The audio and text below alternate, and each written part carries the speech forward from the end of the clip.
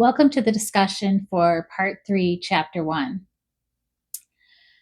So we have this interesting meeting of Razumihin and Raskolnikov and Razumihin's mother and sister. And Razumihin is drunk, and he is quite enamored by Avdotya, or as we've known her previously, Dounia. I think I've said the Russian names are really a struggle. They're usually 3 names. The first name and the last name are how we would normally have a first name and a last name. And then the middle name is almost like a maiden name, but men also have it too.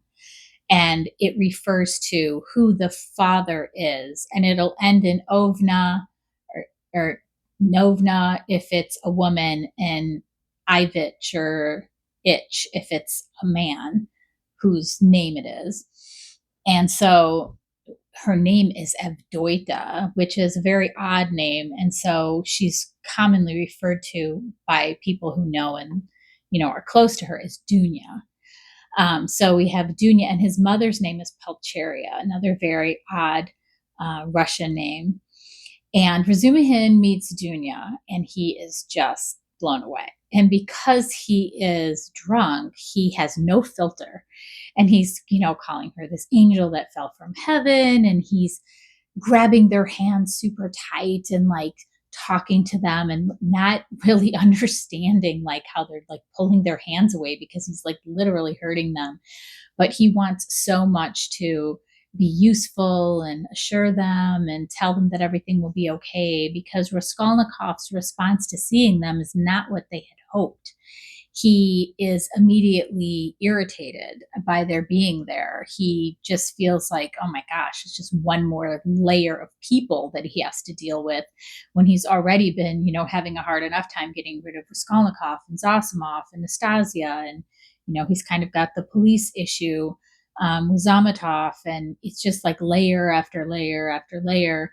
And now here's yet another layer of people that he needs to, he just feels like everybody's nagging over him. And of course, his mother is concerned, and rightly so. They've already been told by Nastasia that he's been sick, he's been feverish and delirium, that he was out walking the streets, and then he comes home and faints. And so, of course, she's just concerned for his health. She hasn't seen him in years. And but Razumihin's like, don't worry. I'm going to handle everything. I'm going to walk you home, and then I'm going to go get the doctor, and I'm going to come and tell you how he is. I'll go get the doctor, bring the doctor to see him, then bring the doctor to see you. You'll get the report firsthand from the doctor, and it's all going to be fine. And then I'm going to come see you in the morning. So he's just like running all over town. It's like, I'll run and do it. It'll be 15 minutes. And they're like, okay, because of course, any mother, she wants to stay with him. She's like, no, I'm not leaving in this condition. I'm going to stay with him. I'm going to nurse him. And they're like, no. Razumihin's like, no, you don't understand. Like, this will just irritate him. And he even kicked the doctor and I out earlier. Like, he's irritated with people. He doesn't want people here. And, you henning over him isn't going to make it any better. Like, he's supposed to not be irritated. And that seems to be irritating him, even that you're here. And it's like, oh, I wish you would have come tomorrow. He probably would have been better after he had a good night's sleep. And so she also says, well, I won't stay in the room. I'll talk to the landlady and have the landlady find me a place. And he's like, no, that's the worst thing you could do, because him and the landlady have some interesting relationship going on. I mean, he came there and he charmed the landlady when he was beginning to take care of Raskolnikov and all Raskolnikov's business. And he has some sort of I feel like the landlady is like in love with him. Like, he's gotten this relationship where it's nice and it's cozy, and he gets dinners from her, and he spends all this time with her, and he talks about like, oh, she plays the piano and I play my guitar and I sing this song. And it sounds like the landlady is just desperate for company. I mean, obviously she's a widow and her daughter has died. And so she's alone. And it sounds like she's just super desperate for connection and attention. And Razumihin has been filling this role. And he's like, it's not like he like is in love with her, but he's like, well, this is kind of nice. And she's not really bad to look at. She's kind of an attractive lady, though she's twice his age. And so he's like looking at Dounia being beautiful, and then Dunia's mother being like, a 40-year-old version of Dounia, like also a beautiful woman, same age as the landlady. And he's like, she would be jealous of both of you. Like, this won't go well. She's not going to like you here. She's not going to want to put you up. She's just going to be jealous. He's trying to tell them, but of course they don't understand. And so he's like, this is what I'll walk you to the place where you were supposed to go. And Raskolnikov yells out to Dounia as they're leaving, like, this marriage is not going to go through. I met him and I told him that I would throw him down the stairs if he ever came here again. And his mother is just devastated by this news. Like, she knew that he was a bit of a hothead. And even in her letter, she's trying to be like, please be on your best behavior when he comes, because she kind of has this feeling that he won't like this guy, or that Raskolnikov would not make a good impression to Peter Petrovich, because Peter Petrovich is this very like kind of, like aloof and thinks he's above it all. And, the mother is just, the mother is exactly what Peter Petrovich wants, like fawning and just grateful and in awe of his money and in awe of what he can bring them, the financial stabilization that he can bring them. So she is what he wants. She is what he wants Dounia to be, like, just almost like worshiping him and what he can do for them. But Raskolnikov's having none of it. He's like, that is absolutely not, and this isn't what I want for my sister. This isn't the life I want for her. And it's devastating for the mother to hear, but Dounia doesn't have the same reaction. She doesn't really get mad or upset. She's just kind of like, he kind of hears him out and is just, I think she's probably not surprised that this is his reaction. And like, maybe it could have gone 50-50, but this being his reaction, I think she's kind of like, well, what did I expect? Like, she knows her brother and she knows the situation. It is what he sees it to be. So of course she realizes he's seeing it for what it is. And she's not addressing it right now. And as Razumihin walks them home, Razumihin was there for the meeting between Raskolnikov and Peter Petrovich. And Razumihin is drunk and no filter. And he's telling them quite clearly, this guy is a buffoon.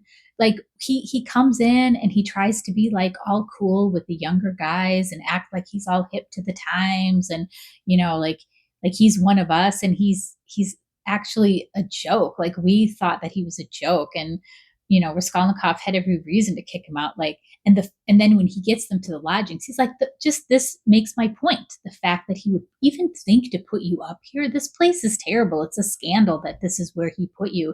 It shows what he thinks of you. Like, if he had any respect for his future bride and his future mother-in-law, he would be putting them up somewhere in a more respectable part of town, better lodgings. He's like, lock your doors. Don't let anybody come in. Like, it's not a safe place for you to even be.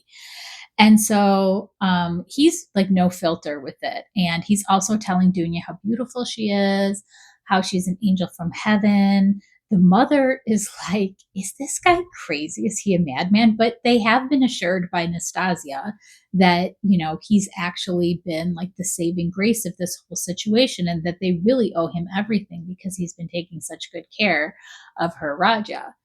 And so Razumihin does everything that he says that he's going to do. He runs and checks on Raskolnikov, comes back, and is like, he's sleeping like a baby. I'm going to go get the doctor. Runs and gets Zossimov, brings Zossimov to see Raskolnikov, brings Zossimov back to see them, and Zossimov gives basically the same report that, he's doing well, just, no big surprises. Let's not have anything, more shocking or anything that would irritate him. Like, he just needs to kind of sleep. And they ask him, like, well, we heard that you thought that he was going crazy. And he's like, well, that's kind of exaggerated. This is just a line of that I'm kind of looking at right now, this branch of medicine, this psychology I'm looking at. And so it's just been on my mind, and it's been an interesting subject, but he was delirious for a lot of the time, so we can't use that as a basis for it. And he's just been really irritable. He's had some shocks, and so just we just need to like let him sleep, take it easy. And this whole time he's, kind of side eyeing with Dounia, thinking, wow, she's really beautiful. And when they leave, he tells Razumihin, like, she was, quite a beautiful woman. And Razumihin, like, immediately, like, starts choking him and attacking him. And Zosimov's like, you're crazy. Like, what in the world? And Razumihin's like, I'm sorry. Like, but just don't even go there. Like, don't even think about looking at her, basically just like, that's no. And so Zosimov's like, fine, whatever. So they get back to Raskolnikov's flat, and Razumihin is like, look, you got to take my place with the landlady. Like, I can't do it anymore, but it'll be good. He's like, look, you're fat, you're lazy. It's like, yeah, you're a doctor now and you're good at it. But after a while, you're not even going to care anymore. And you're just going to be more lazy and more fat. And I've got the perfect thing for you. You take my place with this landlady, and you've got it made. She's going to be feeding you. It's warm in there. There's a feather bed, maybe kissing, like it's all on the table. And all she wants somebody to do is sit next to her and talk. And she's just going to like moon eyes at you and sigh and just love everything you say because she's just starved for company. And Zosimov's like, well, like, why aren't you doing it? He's like, look, it kind of like Razumihin's like, it's almost too much. Like, I've been doing it. And he's like, it's good and stuff, but like, kind of like I need a break, and just like, you take my place, like hoping that he could kind of slip Zosimov in there and get the landlady, happy. And then he can kind of have his life back and, maybe, moon over Dounia. So it's kind of an interesting conversation at the end. And that's the end of the chapter. So we're going to see what happens, because basically Rodya says to Dounia, it's him or me. If you're going to make this move with your life, then I don't want to be your brother. I don't want to be a part of it. So it's him or me. So Dounia has, she has a choice to make, and her mother it all feels like super on eggshells right now. Her mother realizes how tenuous this situation is. She's been nervous about it the whole time. She doesn't want anything to disrupt it. And it is exactly what Raskolnikov was upset about, that she is willing to sacrifice her daughter to have this financial stability. And he thinks that's disgusting. He doesn't care how poor they are. He doesn't want that type of a trade being made. It's basically prostituting Dounia for money, for the security and the social status. And he's like, if that's what you're going to do, if that's who you are, then I don't want to be your brother. So it'll be interesting to see moving forward what Dounia decides to do, and how they all move forward from there. So meet me in part 3, chapter 2 next.